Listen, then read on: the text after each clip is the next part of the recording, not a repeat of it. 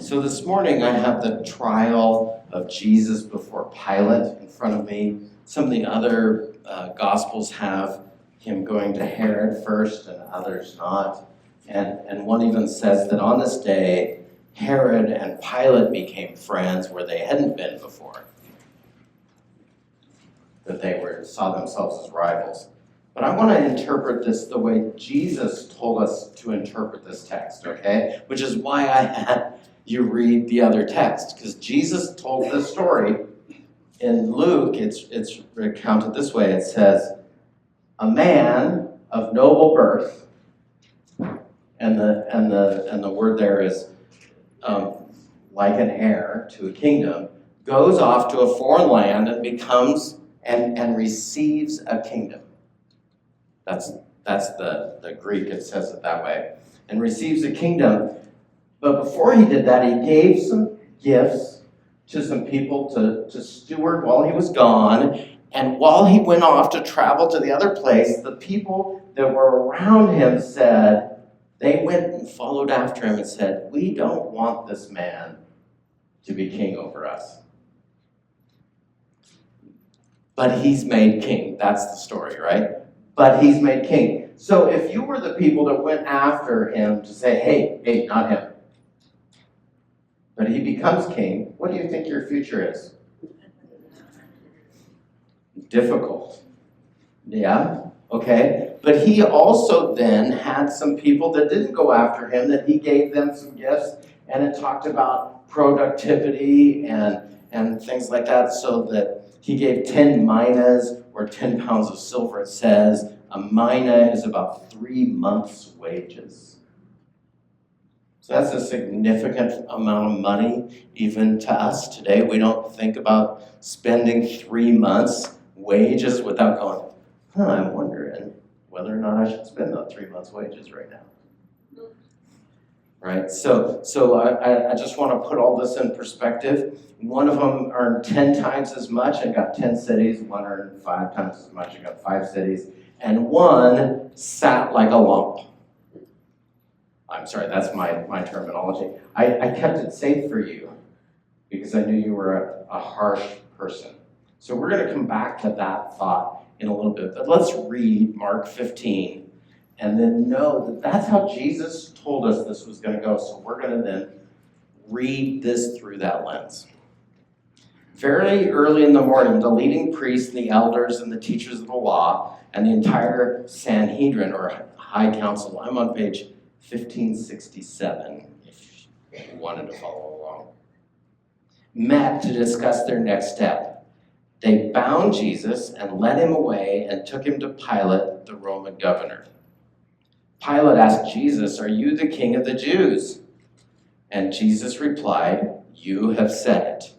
Now, remember, if just the other day they were talking about, last week I was talking about this, that the high priest then asked him at one point in time, "Are you the Messiah, the Son of the Blessed One?" And Jesus, who hadn't answered any questions at this time, tells him the truth and says, "I am." The Greek ego eimi, I am, which is in the Septuagint throughout. Every time God uses the word to introduce himself to Moses at the burning bush, ego eimi in the Greek. And you will see the Son of Man seated at the place of power at the right hand of God. Seated, passive, at the place of judgment. Okay, you will see the Son of Man seated at the place of judgment. So now Pilate asked him a question, "Are you the king of the Jews?" And he said, "You have said it." Because when people ask you a question, let me get, are you a Christian? Let's practice this. Do you believe in Jesus? You have said it. Yeah, thank you, Beth. How about this? I am. Can you read? Do you believe in Jesus? I do. Okay. Why? Now that's where the conversation starts, right? But when they ask you a question, you don't say, "Do you believe in Jesus?" "No, I don't know that man." So we're not gonna channel Peter here for a second before the Spirit. We're gonna do this. But Jesus answers the question. And then the leading priests kept accusing Jesus of many crimes. And Pilate asked him, "Aren't you going to answer them? What about all these charges they're bringing against you?" But Jesus said nothing, much to Pilate's surprise. Now it was the governor's custom each year during the Passover celebration to release one prisoner, anyone the people requested. One of the prisoners at the time was Barabbas, a revolutionary who had committed murder in an uprising. The crowd went to Pilate and asked him to release a prisoner as usual. Now, the little twist of fate here is that Barabbas means son of the Father. Okay, bar is son of, that's why we have bar mitzvah, son of the covenant. If it was daughter of the covenant, it would be bat mitzvah, bar mitzvah. That's what this is saying, Barabbas, the father. And so you have Jesus, who's the son of the Blessed One, and somebody that's a revolutionary being called Barabbas. "Would you like me to release to you the king of the Jews?" Pilate asked, for he realized now that the leading priests had arrested Jesus out of envy. But by this point, the leading priests had stirred up the crowd to demand the release of Barabbas instead of Jesus. Pilate asked them, "Then what should I do with the one you call the king of the Jews?" And they shouted back, "Crucify him." Why? What crime has he committed? In other words, Pilate doesn't believe the charges either. But the mob roared louder, as if shouting, right? Shouting always helps everything. I've noticed that barking dogs always stop when I yell at them. They don't, it just doesn't work. So to pacify the crowd, Pilate released Barabbas to them, and he ordered Jesus flogged with a lead-tipped whip, and then turned him over to the Roman soldiers to be crucified. Now there's a little twist here that you need to hear. The soldiers took Jesus into the courtyard of the governor's headquarters called the Praetorium, and they called out the entire regiment. They dressed him in a purple robe, and they wove the thorn branches into a crown and put it on his head, and then they saluted him and taunted, "Hail, King of the Jews." And they struck him on the head with a reed stick and spit on him and dropped to their knees in mock worship. And when they were finally tired of mocking him, they took off the robe and put on his own clothes again and then led him away to be crucified. Now, Jesus said his kingdom was not like the regular kingdom, and you would expect a different sort of coronation experience for a different sort of kingdom. How many of you watched Charles III's coronation 2 years ago? Anyone? It's okay.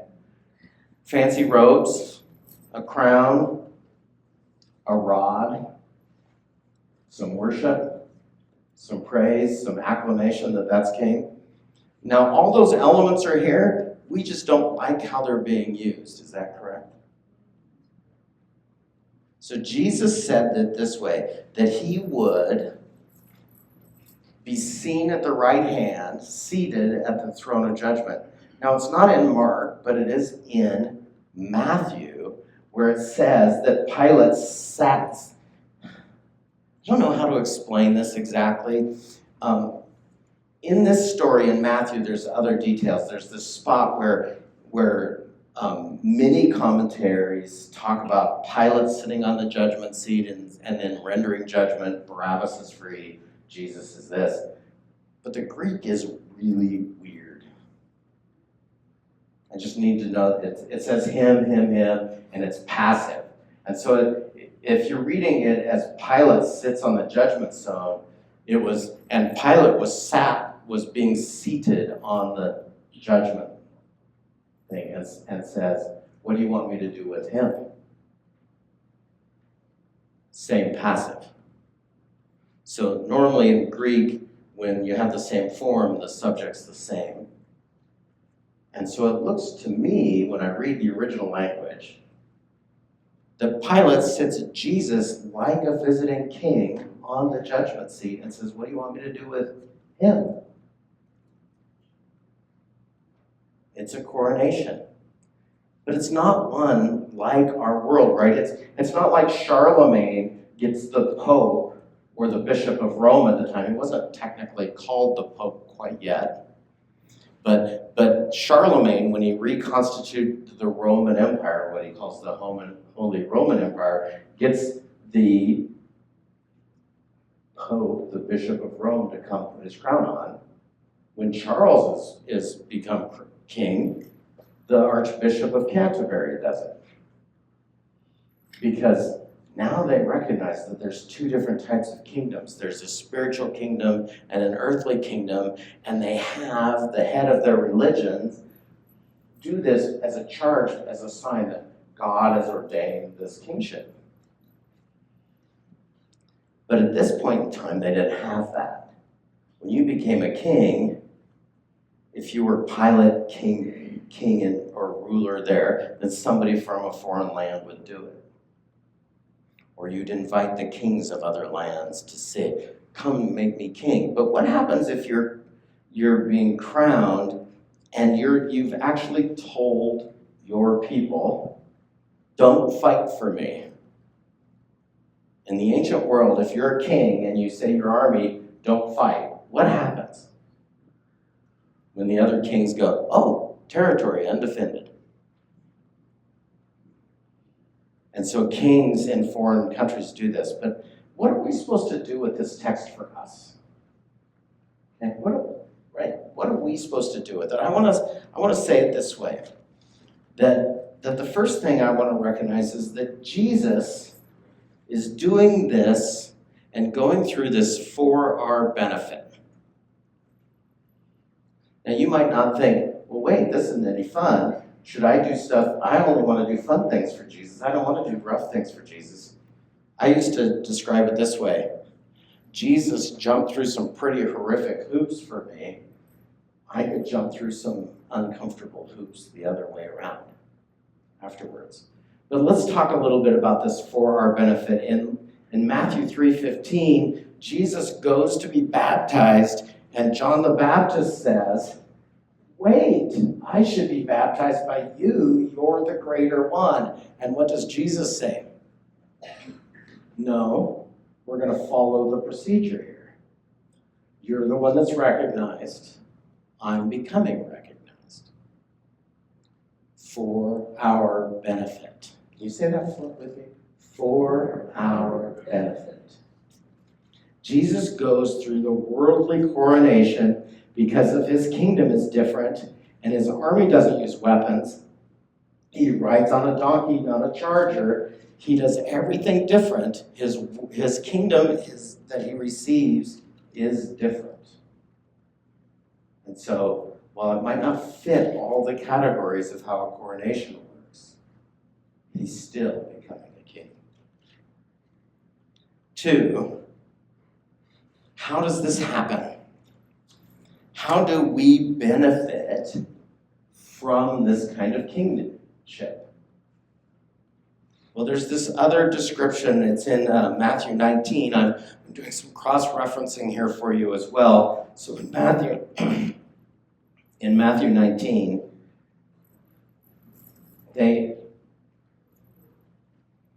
Jesus is having a discussion with a rich young ruler who wants to inherit the kingdom of God. And he comes to him and he says, what must I do to inherit the kingdom of God? And Jesus says, well, you keep the rules, keep the 10 commandments. I've done that. Well, one thing you lack. You're counting on your money and your own righteousness. You need to get rid of that and count on God's righteousness. And he walks away.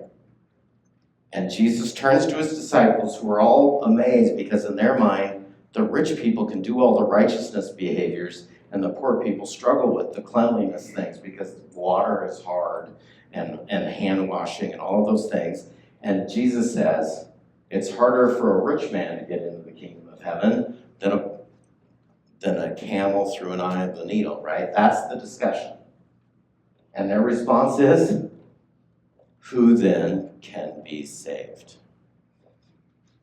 And Jesus replies, with man, this is impossible. But with God, everything's possible.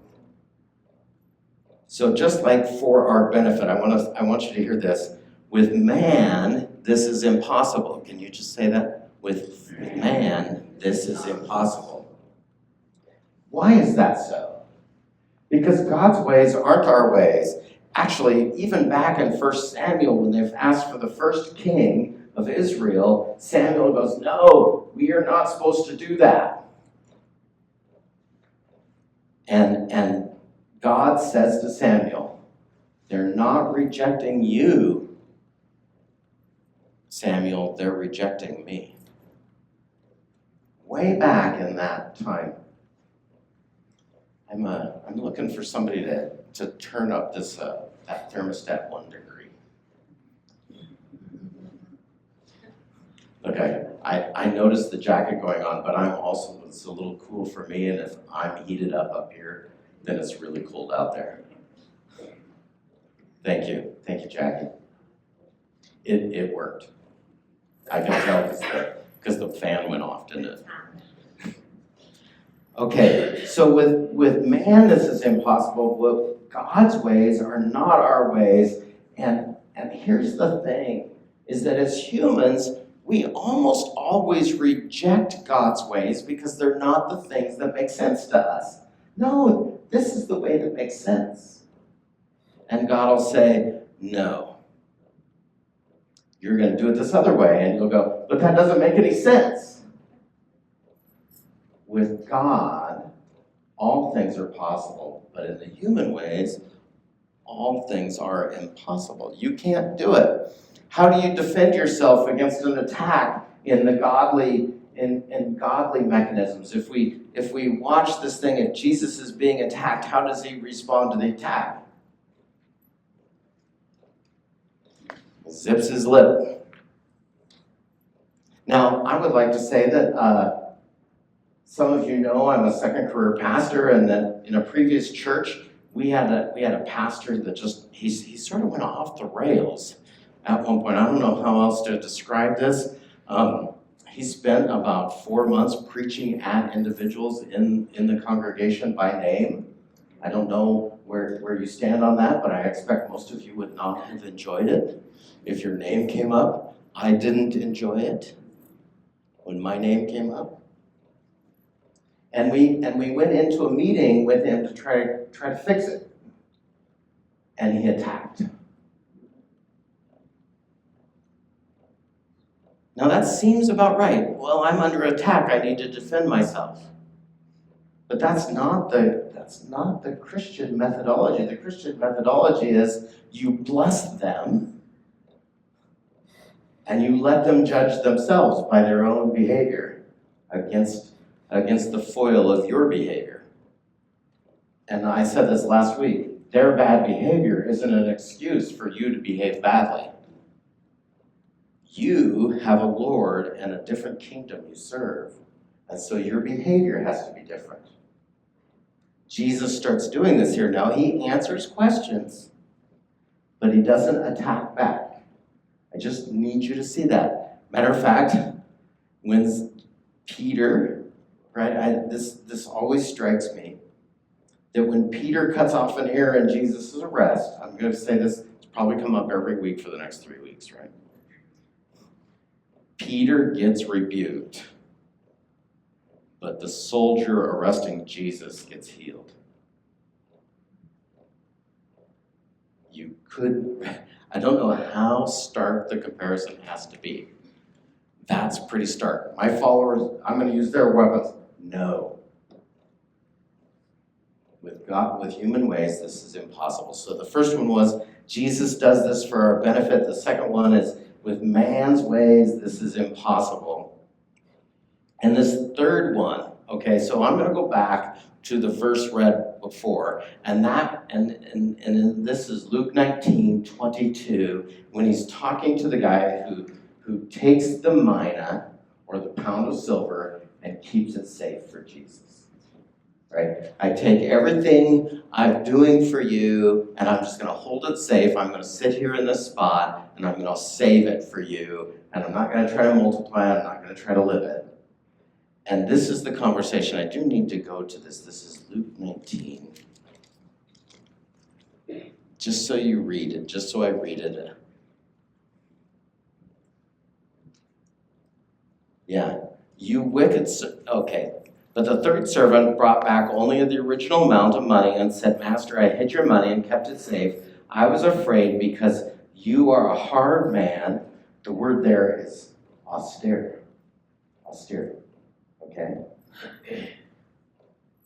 And hard man to deal with, taking what isn't yours and harvesting plants you didn't plant. Okay, so back to the original Greek, you're an austere man, and you raise up what isn't yours, and you lay down what it wasn't theirs to take. So that's biblical language. Do you hear that? Have you heard this language when Jesus is raised from the dead? I lay my life down and I take it back up. Same words in this story. Your wicked servant, the king roared, in your own words you condemn yourself. And if you knew I was a hard man, now this is the spot where I need you to understand this little thing. Let's say, for instance, you meet somebody that thinks the God of the Old Testament is harsh and judgmental. Have you ever met that person? I have. I meet them 4 times a week. Harsh and judgmental. And I'm starting to think that my response to them has been wrong. I'm starting to think that if their own words are that God is harsh and judgmental, then maybe you ought to pay attention to that. Do you understand what I'm getting at? If you think God is harsh and judgmental, and he's paying attention to every little thing you do wrong, why do you keep doing the wrong stuff? Because if you think he's harsh and judgmental, maybe you better be on your P's and Q's. To use the old language from growing up, on your best behavior. But we're not, are we? No, he's also an absentee landlord, and so I'll get to do this, whatever I'm doing, and he won't notice. But by your own word, if God of the Old Testament is harsh and judgmental, you should probably be paying attention. And Jesus says that. If you think this about God, then your own behavior judges you. This is custom. Is he your loving father, or is he the harsh, judgmental, shooting lightning bolts at you from the throne of heaven? How do you interact with him? But I just need you to know this, that he is custom. He's austere, right? He pays attention because he's the king. He takes what is laid down. He takes up what is laid down. He does this. He takes up his own life. He takes up your life. Your life is going to lay down at some point. But he's going to take it up and save you from that. Or better language, he's going to save you through it. Because our real danger as humans isn't that we sin. Our real danger is that we die and there's no escaping. And the problem is tombs don't have exits. And you think, well, I'm going to be really good and I'm going to thereby avoid the tomb. Is that how that works? You're really good, you're going to avoid death by being good? I don't think those things follow each other, right? Now, it might be why you die, but let's say you're really, really good. Does that mean you're going to live forever on your own? No, because with humans, this is impossible. But with God, you can be saved through it. But he's going to do this. He's going to do it for our benefit. He understands that we need to come to a spot to understand that we cannot accomplish. And 3, He's really interacting with each and every one of his followers in this Luke comment as well. He's exactly who you think he is. He's paying attention to you, and you're being productive, and you're going to get more because you're productive. And I know that this is one of those spots where the world actually does follow God's thing. The reward for good work is not more money. The reward for good work is more work. Those of you who've had jobs in the world know that if you do it really well, you might get paid more, but you will definitely get more work. And it'll be more and more and more, and as long as you keep doing good. This is my example as a graphic designer at the state. I worked for Department of Transportation for a while, and it's been a while since I've talked about this. When I started, we had 4 graphic designers in the office, and we had about 3 to 8 jobs at a time on our desk. And that was pretty busy. But I need to tell you, we were a good crew. And in 6 years, we were averaging 45 jobs a day on every desk in the office.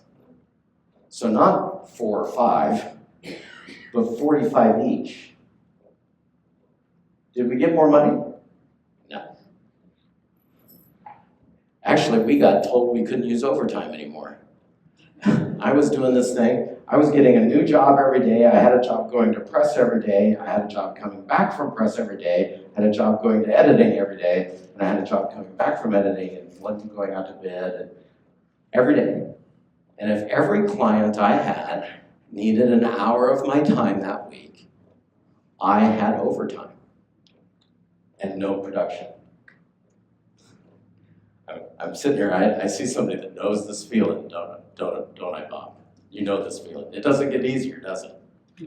Bill Strite said to me the other day that at the beginning of his career, they paid him to do what he knew how to do. Later in his career, they paid him for what he knew how to do, and now they pay him to stay out of the way.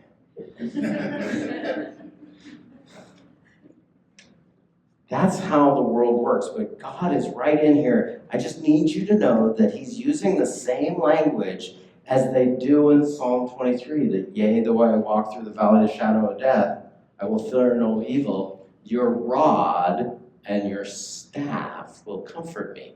What's the staff for? Rescue, right? What's the rod for? For the black sheep. Yeah, keep you in line. Right? I know this by experience. I've needed the rod as much as I needed the staff.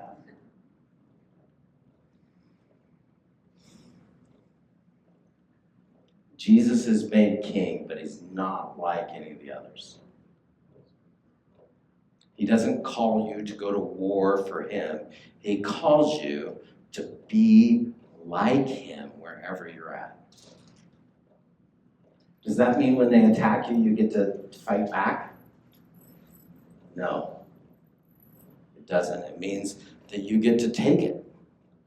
And if they ask you a direct question, you can explain yourself. But that's about it. That's not, but you did X to me, so I did it over the top to you. And then we can use the Bible against those people, right? An eye for an eye means you don't get to go over the top. That was the original statement. Matter of fact, an eye for an eye is not even permission. It's a limit. You don't have to. It would be better if you don't.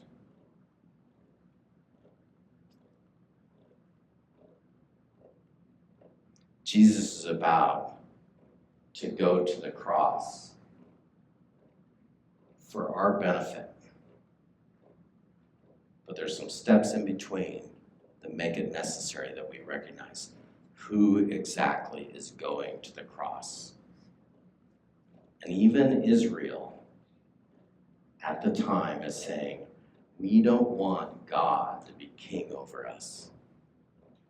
Do you? Do you want him to be king over you now? Because if you want to be different, this is the way.